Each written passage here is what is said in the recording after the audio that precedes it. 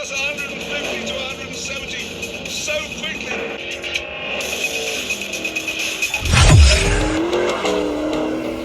This is not a car for the timid. It's not much heavier than Lindsay Lohan, but it's 10 times as volatile. Ladies and gentlemen, boys and girls, and everybody else, hello. And back over the power as soon as you can. Now, power! I'll give you a bit of race. Dearie me, that's insane. This is a badass, old school, turbocharged car.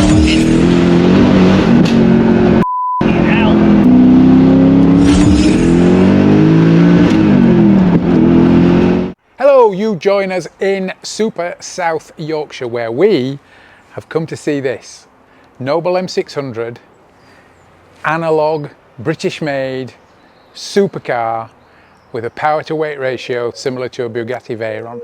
Interested? Strap in very tightly for another episode of Drivers Keepers.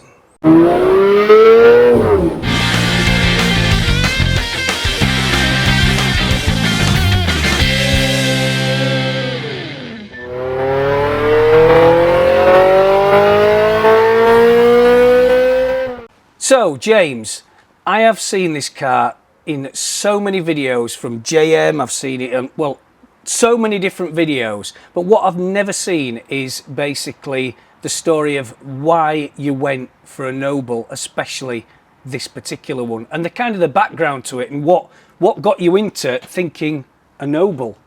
Well, we're all men of a certain age, and we all probably grew up watching Top Gear. Yeah. And I would say I'm trying to think back now when Top Gear did this, I think 2010. So 15 years ago Yeah, now. yeah, 15 years ago. Jeremy Clarkson drove the powder blue one, the fiberglass one, the very early one. Yeah, I remember that.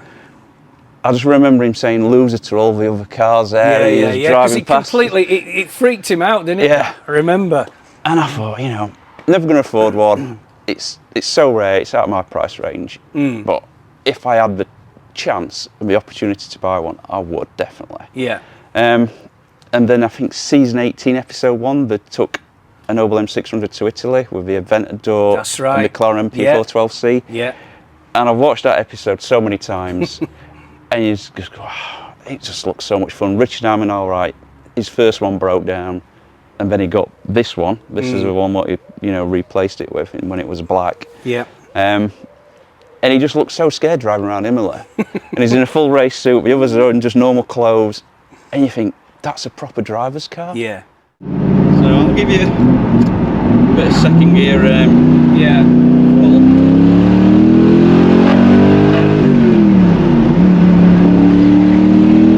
So this is in the lowest power setting now.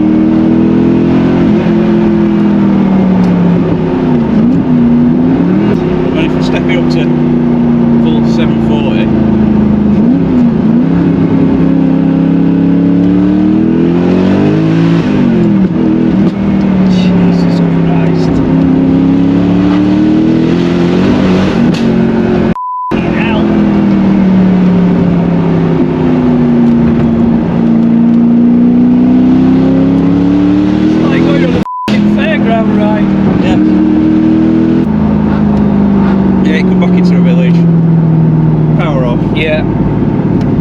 Back to sensible. Yeah, you can do your speed limit 30 mile an hour. It's 6 along number. You feel it moving around? Yeah, but you just can't. You can't help but laugh, can you? It's just. But on the sensible side, you can feel that it's just got so much. As I said earlier, it talks to you, doesn't it? It does. I can feel every little bit of them back tyres. It's one that, and it's a bit of a cliche, but it's definitely one that needs taming, isn't it? Because compared to your other cars, this, and we'll talk about that in a bit, but this one it's a beast, isn't it? It really is. It is an animal. It is scary sometimes. I mean, if you wind the power down, you can drive it in torrential thunderstorms, full throttle, it's fine. Yeah. As soon as you start eking that power up, it gets a bit, unruly, I would say. Yeah, it gets a bit nervous. Yeah. But and does it actually make you nervous now? Because you've had totally. I mean, if you go full throttle with 740 horsepower, it takes a little bit of controlling. Yeah. It's moving around, let's put it that way. It's always moving around the back end. Yeah. It said it made him sick when it accelerated. Wow. Well, let's see if I can throw up and see if I can beat that. It's tight in here, isn't it? But it's nice. It is comfortable. I like it. It is very comfortable. Bloody great seats. As long as you're 5'10" or smaller. 5'9", so Same as me. there you go. You feel everything through your bum. Yeah. So steering is very good feedback, very responsive. Brakes rock solid. It's a tiny little wheel, isn't It is, and I've got it quite extended out, so Yeah. it's quite adjustable. it? Straight to race. Yeah, why not?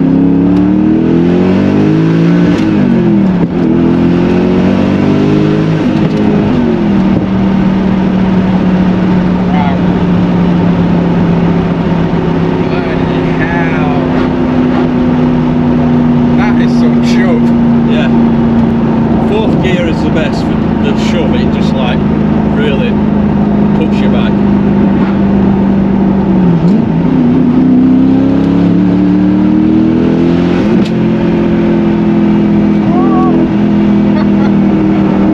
Feel that round the corner. Jesus. Oh, mate. God, you can feel those explosions, can't you? As well as hear them. You feel it through your bum. Yeah. That's brilliant. Oh, I wish my car did that. Lovely. That's just unburned petrol getting dumped into.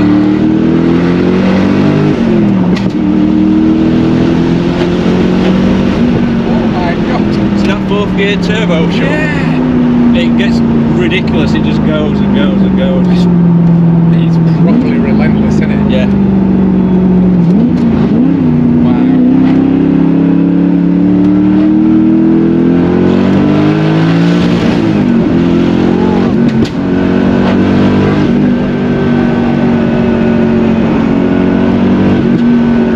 Oh, they are good brakes, James. I'm not putting much on there. Really? No. Oh. Oh. A little bit damp under those trees. That's where Simon felt a bit sick of me. Yeah. Oh, mate, I've never been in anything like this.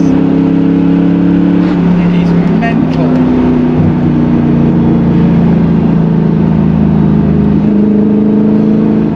Take me hat off to Lee Noble, chassis technology on this, because there's no computer keeping on the road. It grips so well, but it's still a little bit of movement, so it lets you have a little bit of play without killing yourself. So how did you actually come across it? What's the story about, the background about, how did you get to know about this particular car, and how did you actually go about acquiring it? It all started from joining Supercar Driver Club. I've got a Diablo SV. Yeah. And I tried to go out on an early morning drive with them, having a bit of fun. Everyone's in brand new McLarens and Porsches. Yeah. And you realise in wet weather, you cannot keep up with these guys. They No. just drove off into the distance. No. And you're in, as you know, with a Mercy, trying to keep up with a modern McLaren. It's hard Yeah, work. you've no chance, Yeah. absolutely no chance. So I thought I need something a little bit faster, a little bit better brakes, Yeah. better traction. But I want something rare and still driver focused. Yeah, it certainly ticks all those boxes. And I thought, a Noble M600, because I nearly bought this car before I bought the Diablo SV, Really? and it was on piston heads. I think it was for about 180k. Yeah. And it was a Top Gear car, and Chris Harris has drove it. Every famous journalist and YouTubers drove it. Yeah. And I just thought, no, buy the poster car. So I bought the poster car, and then a year later, I'm thinking, I should have a look, see if there's any M600s available. Being about 22 worldwide, there's not much chance. No. I just happened to go on Google, searched, and I think it was Automotive Auctions had just started. Right. And this is the first car they put through. Is that right? Yeah. You get used to it, though. I was just going to say, do you ever? I'm still nervous in the car all the time, every time I put that throttle down. You don't know what it's going to do. No.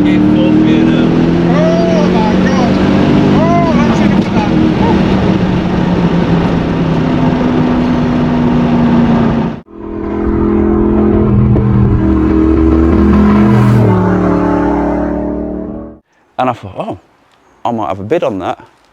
So watched it go through. You were sober though? I was sober, I don't drink, so... I've met so many people who buy cars like this when they've had a couple of drinks. I know one, and I bet he's watching this video. But anyway, sorry, go on. Yeah, so I had a bid. I didn't really bid enough. I bid at about 80, 90 grand for it. Yeah.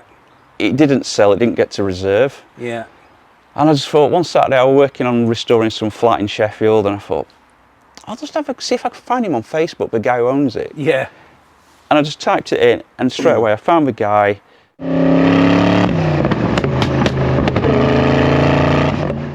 I thought, I'll send him a private message, and he got back to me. I didn't expect that, and he says, do you want to come and look at it? It's not sold. I'm like, where are you? Birmingham. I'll come down. We spent about 3 or 4 hours together. We got on really well, let me check it out. And I said, I'll pay you what you want for it. So I paid him what he wanted. And then we went back a week later. One of your guys had been on your channel, Dean. Dean, yeah. With so he took me down to see it. SV. He'd never heard of one. And we remember backing it out of the garage on cold start.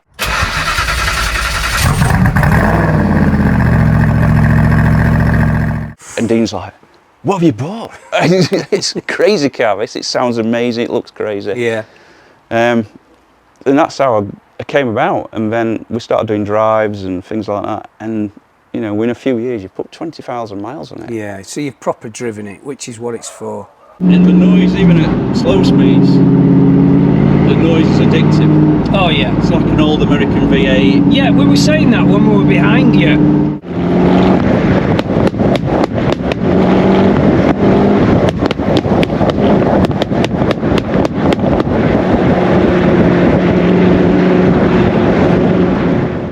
Trying to make out, because it's completely not Ferrari Lamborghini sound, it's totally different. We were saying it's more Mustangish, but it's not. Definitely. It's towards that, but it's a nice hybrid mix, you know. Yeah, you've got, I think, an old school American V8 at low RPM, and then as the RPM builds on a low power setting, I call it like a race-tuned American V8. Yeah. And then when you crack the power settings up, and you start going Group B rally car with the bangs and pops, and you don't know what you're going to get. Sometimes you get a bang, sometimes you get a pop or a crack, and you feel it through the entire chassis of the car. It is unbelievable. Yeah. Where do you go in it?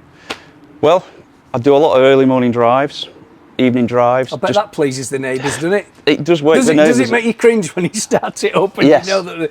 Yeah. I try to be very respectful. I'll push it out of the garage if it's 4 o'clock in the morning. I try to leave as quickly as possible. Yeah, You know, neighbours 7 or 8 houses away know I fired it up, and they always comment. Yeah.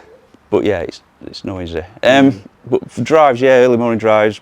I took it out last night for a nice little blast in the country lanes.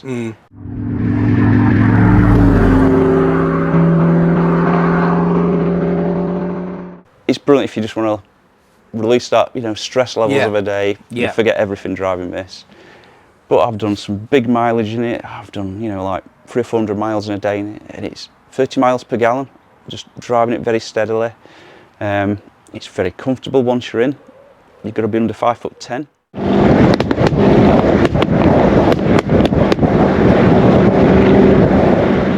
But it is comfortable. My partner disagrees, but yeah, I think it's very comfortable. Yeah.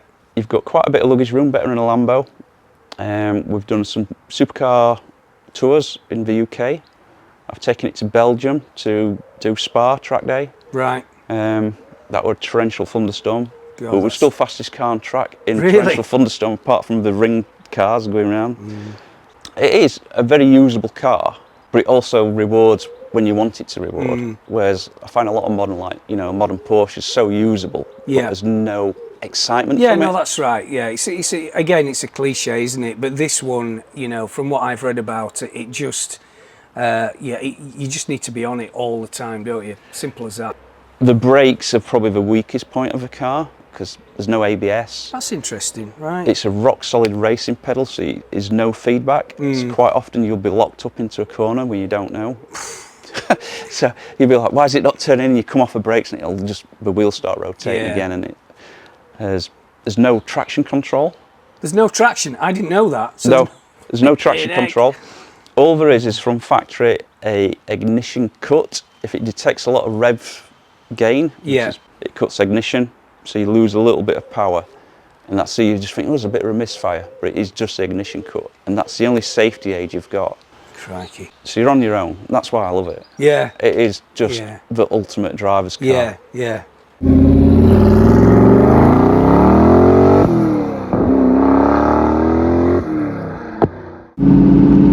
It's like a caged animal, it really is. Wants to go. I know it's a cliche, but it really does feel like that. It just... Do you want to try some full power? No, I'm not going to bother. No? I don't trust myself. Well, you've got 450. Yeah, I know. I'm not going to seriously I'll frighten myself in this. Simon will. He's a good driver, Simon. So James, I was thinking actually the other day, it's all carbon construction, Yep. am I right? Yep. It's twin turbo. Twin turbo. Twin turbo. So it's actually not unlike an F40 in a lot of ways. It really is. Yeah. The whole design concept by Peter Dyson was he wanted a modern day F40. Well, exactly what he's got, isn't it? From what you've said about driving, it's certainly. I've never driven an F40. Have you? I've sat in one. That's the closest I've sat in one as well. It is an F40 basically of a modern era. Yeah. I am guessing you're never selling this. I can't see it unless someone offers me some ridiculous amounts of money. Some days I think I'd sell it for the right amount of money, but when you drive it on a right day in the evening or something, you just go, I can't sell this. I don't know where you'd ever get something that can replace what this offers you. No, exactly. The drama, the speed, the sure-footed feel of it. Like you say, you drive it at night, the flames light up the bloody fields. I mean, what else does that? It is super quick. It is just... It really is. How old is it? What year is it? I think it's 2010, 2011 or something like that. Right. But no one's now making a proper analogue car what could kill you. And no will bring this out. And Clarkson obviously thought it was the best car. Yeah. Richard Hammond did. And it is because you're doing everything. Yeah. When we go down them country lanes and we touch the throttle and the turbos come on, it's not doing everything itself. It's got some mechanical grip, but you're having to feather the throttle a little bit on and off. You're getting a little bit of steering. It is unbelievable to think that we've done that with no traction control and no ABS. None. What a thing. I mean, you are a very handy driver, as we, you and I have known each other a long time, and I know that you absolutely know what you're doing. You were saying earlier you're doing a bit of racing now. Yes, Citroen C1 racing, which I'm having to learn again because it's front wheel drive. Oh, of course, yeah. No power. And every race I've done has been in torrential thunderstorms, standing water, so you're literally learning to drift constantly in a front wheel drive car. And momentum must be everything. It is, momentum's everything, and it's how big your balls are to whether you brake for the corner or not. The top drivers just do not brake. Wow. I'm not there, but hopefully one day. But this car has taught me a lot how to drive as well. Yeah, I bet. It won't cost you F40 money to service, will it? No, very cheap. It's a Jaguar oil filter. So All right, okay. a few pound for an oil filter. Yeah. It only takes, a few litres of oil. It's not like you're taking 14 litres like a Lambo. Yeah, yeah. Air filters are K&Ns, Right. standard. Yeah. So you just wash them out, clean them out. That is by far the fastest thing I've ever been in. Fastest thing I've ever drove. And it's a manual box. That's a hard thing because when people look into the car and they're like, oh, it's a manual, how do you drive it? You're like, well, I put a clutch pedal down and I change gear. Well, like, but you've got to let go of the steering wheel. Like, Exactly, sometimes I don't let go of the steering wheel, I leave it in gear. But back in 450 mode, very easy to control, clutch control, but you can't clutch it really very well in 740, it's too responsive. Right.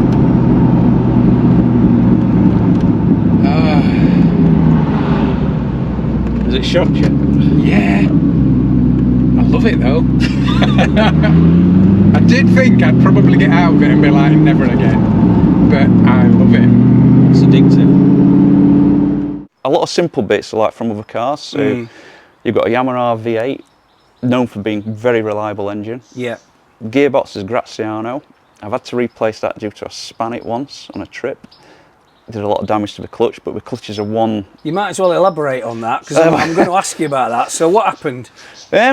It was just, we were doing the speed limit, national speed limit, 60 mile an hour. We came over a brow following a few other supercars. There's a farm track up to the side of a hill. Yeah. It had rained heavily the night before in Scotland. There was a big storm. It had washed the entire contents of that track across the road. Right. So it was just stones, gravel, dust. Yeah. We went through, I followed the car through, and I just said to my brother at the time, I just went, there's no steering. There were a large drop off on one side into a river, solid stone wall there, the width of the road or the length of the car. And the next minute I'm going backwards. I don't remember it's turning on me. Seriously? All I remember is I'm going backwards now at 60 miles an hour. And I'm like, how did this happen? I don't remember rotating at all. And I thought, I best see what's happening. So I clutch down, brake on. I was just a little bit too late getting the clutch in. Looked over that shoulder. Oh, there's a stone wall, long way away from that. Fine, we've missed that. Looked that side, wire fence, just missing that. And I thought, we're going down into that river. And I might just put a little bit of steering in as I'm going backwards, and it pulled it away. Stopped, first gear, clutch, blipped it round, and just carried on. And everyone's like, "You're all right?" I'm like, Tell you what, that's taking some balls. Bloody hell. Well, it was a lot of luck. I think I'd be shaking and, yeah, like... It did shake me up in the long run, but I just dealt with it. But I could hear at the back of the car a weird noise, constant light noise. Yeah, yeah. And we got to the lunch stop, had a closer inspection, and every time you put the clutch in, it cancelled the noise. I thought, I knew it's gearbox related. I thought, I've done the input shaft. Yeah. Which I'd destroyed the input shaft bearing. It had destroyed the clutch, which I didn't know at the time, but it had fractured and the clutch had literally split in half. Crikey. So we did another 500 miles on it over a few days, but it was getting worse, and it sounded like a bag of spanners in the back of the car. Yeah, But it was driving fine. Yeah. Then I took it to Elvington a weekend later. Right. Did 200 mile an hour 3 times. With all that going on? With all that going on, because I paid for this, I thought, it's my 50th, I didn't want to miss out on that. Yeah, yeah.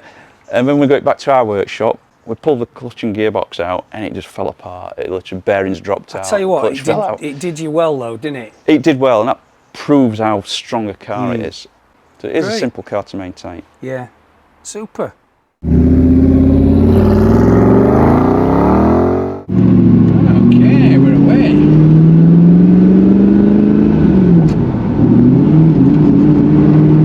So you're in the lowest power setting. Feels like a pussycat.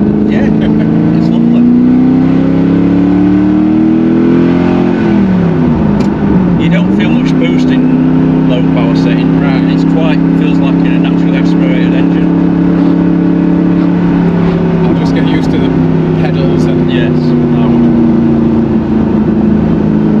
oh, it feels so good in corners, doesn't it? So flat.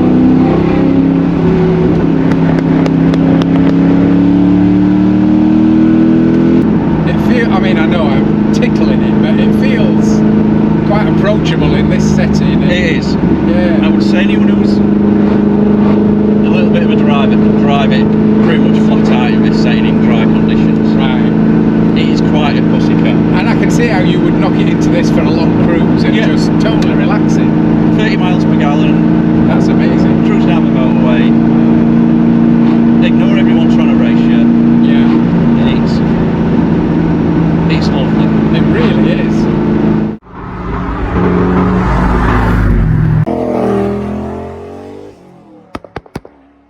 I believe the dashboard, the steering wheel, is designed off the Lancaster bomber. That's cool. That's very cool. So that's its sort of design ethos. Love that. You get very good visibility forward. Yeah. Yeah, you do. Good out the mirrors. Yeah. And not bad out the back, to be fair. No. Suspension's quite firm but soft. So it gives you that what you need as soon as it loads up in the corners. Yeah. But it'll ride to bumps. No adaptation there. It's just No adaptation. it is as it is. It is as it is. Yeah. Passive It's system. well judged though, isn't it? It's Yeah. beautiful. Bilstein dampers. Right. Just daft things as well. A little place for your elbow. Fits perfectly. Yeah. And that little pad there's alright. Yeah, it's just properly thought out. Dispatch you.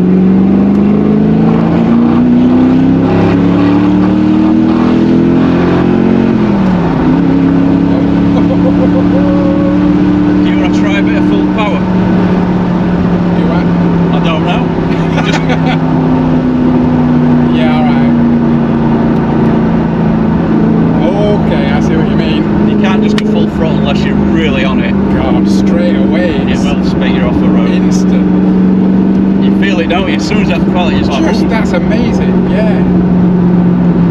Bit more intimidating in this setting. yes. You haven't even pushed your foot down yet. No, But you can feel it's wanting to go. really wants to go. It's like, come on, push me, push me.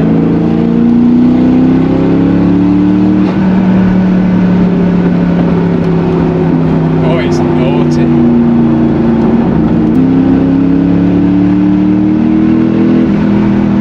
You're only tickling I that as well. know. I dare do it anymore, mate. I don't think I'd dare do it if it was my car. I'm definitely not doing it in someone else's. As I told Simon, it took me a month before we could use full throttle. I'd push Oh, it down and there'd be a booster kicking and I'd panic and come off. Yeah. And then once I got used to it, then I had it redone to another 100 horsepower more, and it like took another month then to get used to that. So the torque figures are off the chart. Yeah, you can feel that. And this is still limited. We could still, the injectors are only running at 76%. Oh my god. We could go up to 1,000 horsepower in this if we wanted to. But we've held off, we don't want to kill the engine. No. So we keep talking about building a 1,000 horsepower one. But I don't think it'd be too much. I think I can answer that question. It won't be too much. It's scary as it is now.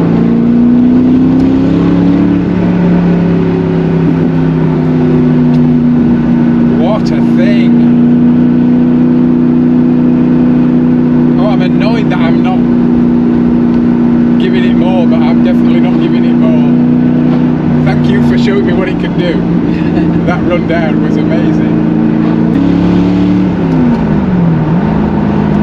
I think that was about a third. That was the furthest I've pushed it down. And if I back it back down to 450, it just goes all sedate, Oh yeah, that's more me. relaxing.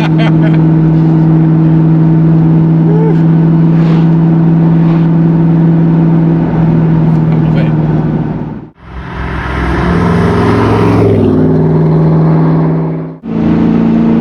It's f***ing awesome, isn't it? Well, that's coming from a man with a Mercy. Well, no, but it's a completely different beast, as you know, owning a Diablo. Yeah. It's just much more angry than a Mercy, isn't it, or a Diablo? And that's saying something. Yeah, definitely.